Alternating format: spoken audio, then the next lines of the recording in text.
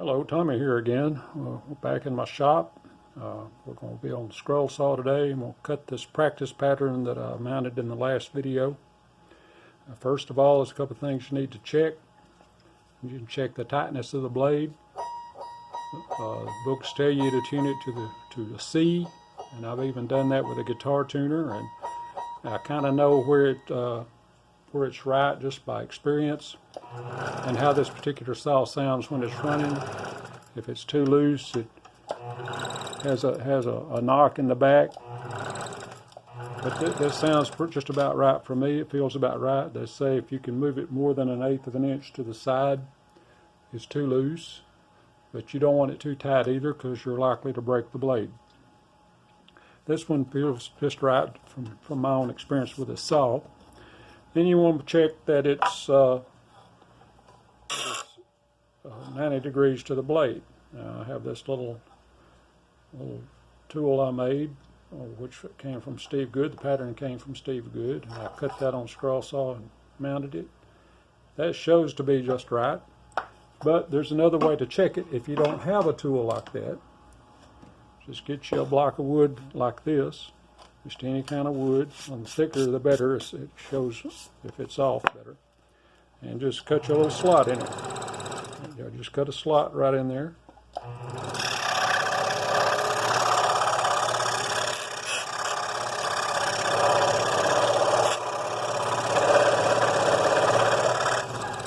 Now you turn it around and see if you can slide it back on the blade.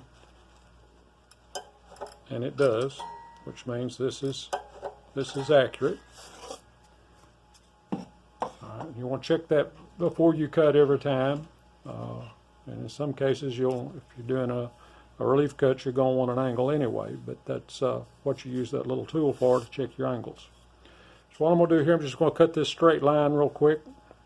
And the thing about a scroll saw blade, most of them are stamped on a machine. They have a little burr on the back side, which will not allow the blade to cut straight naturally. You have to keep it straight.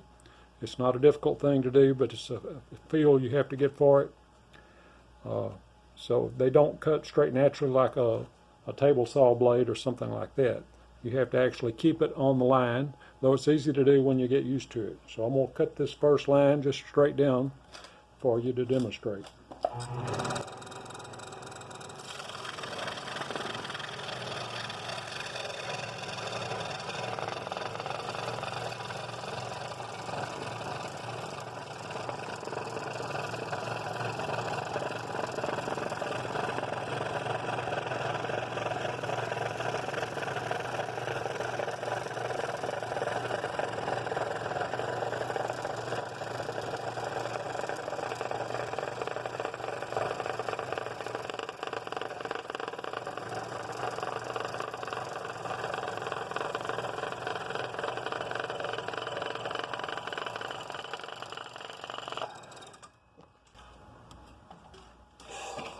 Alright, so that's just the straight line. If you notice, I have my hand spread out over here. I'm holding down with both hands, usually just one or two fingers over here. I have my hand spread out, and I'm using the fingertips. I'm making micro adjustments the entire time. And to keep it straight, like I say, it's like riding a bicycle or something. You learn all the little minute adjustments that you have to make to keep yourself on the line that you're cutting. And if you get off a little bit, that's not a big deal. You correct yourself and come back. In the long run, you just stay on the line, and it's learning those micro adjustments you need to stay there. Now this next one's got a little curve in it, and I'm going to cut it real quick for you. And then we'll move over and I'll show you how I cut some of these sharp corners. I have different techniques than what they say on here, but I'll demonstrate all those. First, let me cut this next line, which has got a curve in it.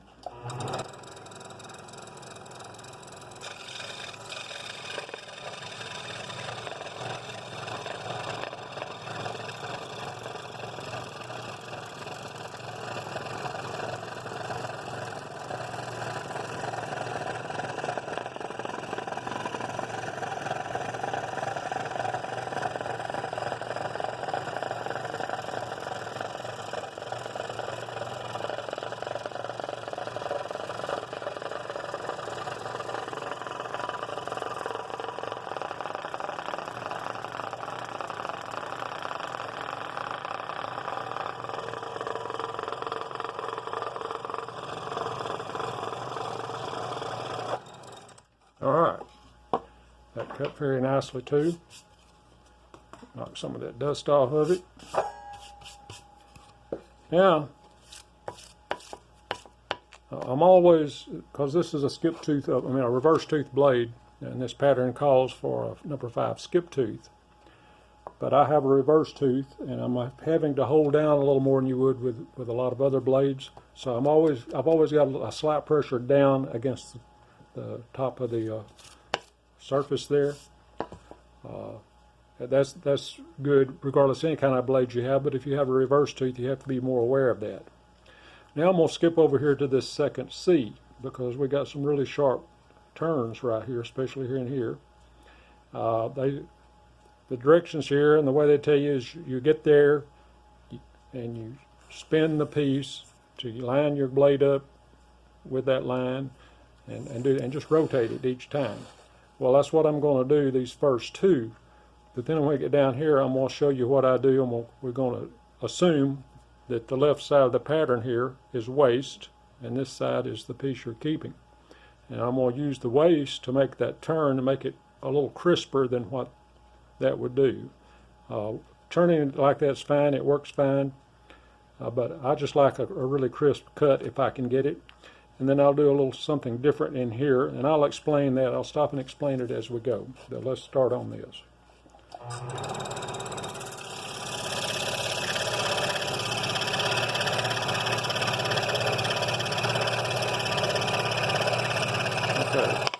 Okay, we cut into that.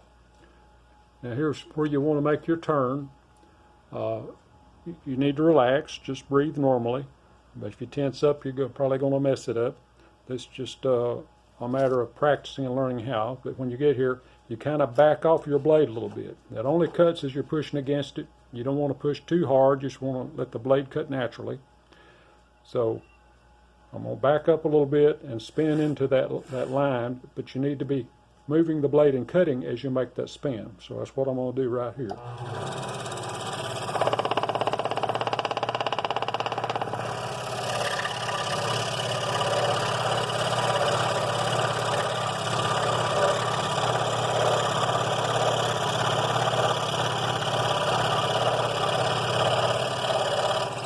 Okay, and as you come out of that cut, sometimes you have to correct back a little bit, because you have to give it a little extra pressure to get into the cut. You got to immediately be ready to back off of that so you'll stay on the line. We're going to do the same thing here, where we're going to come back into that and make a turn and go up to here, and then I'll show you what we'll do there.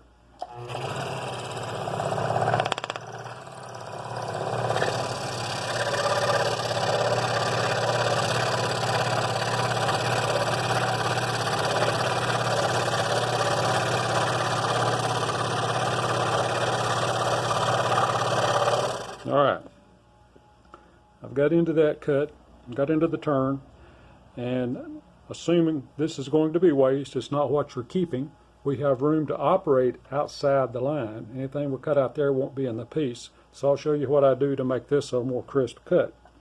I'll just make a loop out there.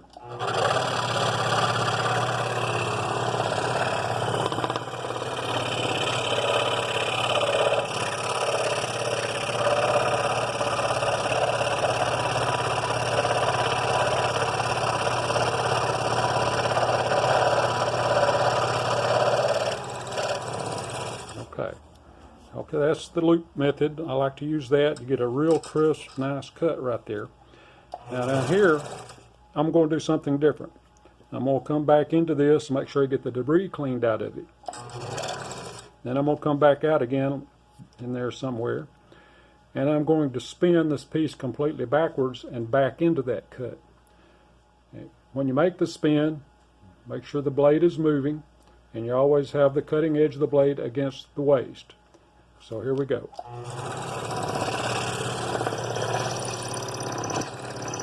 All right, so now I've backed into the cut. It's easier to turn into the next line.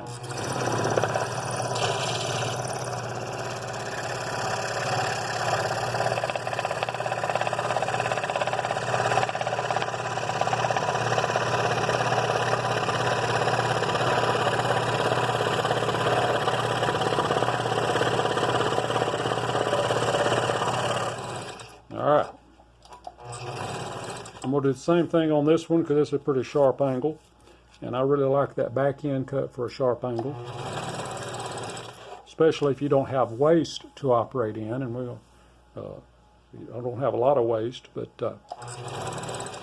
you have to make sure the debris is cleaned out so that you can back into that cut without anything holding you out. So here we're going to do it again. I'm going to spin while it's turning back into that cut and go back down that way.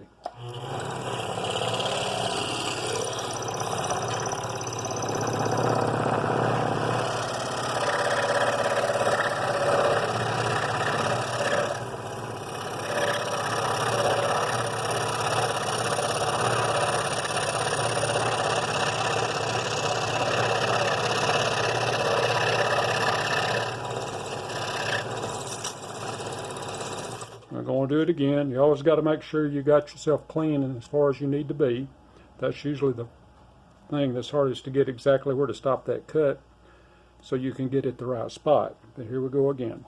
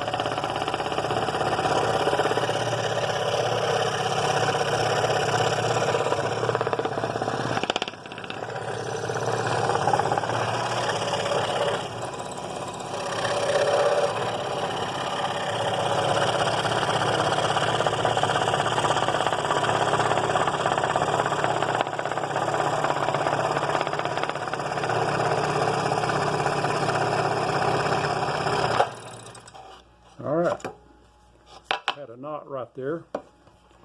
That knot kind of messed up the cutting. It's a little harder to cut and makes it hard to stay on a straight line, but we made it through. So that's my basic techniques. I use that almost all the cuts I make, or variations thereof. I love those little back end cuts. It's just, it takes some practice to learn how far to go in and how to clean it out. One other thing, sometimes you might not get a good turn, like right there possibly. You can go back and do this and clean it out.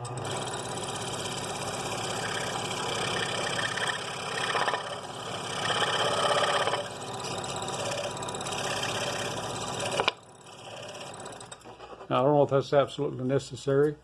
Probably nobody will ever notice that little bit of miscut there, but I like to make them as clean and crisp as I can when I do my cutting. It makes a lot of difference in the overall appearance of the project. It may not be absolutely necessary, especially at a distance, and if you're looking at it up close, you may see those little spots that need to be cleaned up, but I try to keep them all cleaned up and everything straight and clean and crisp. So that's going to be it for this session. What I'm going to do next is I'm going to get a simple little pattern, just an outside cut, something basic, and I'll show you how to practice that, and I'll make the pattern available for you. And so that'll be the next one. We'll cut a little small project. If you're finding this helpful, if you're learning anything from it, hit the subscribe button and the notification bell, and hit the like button, and be ready for the next one, which will make us a little project. So thanks for watching this, and I look forward to seeing you next time.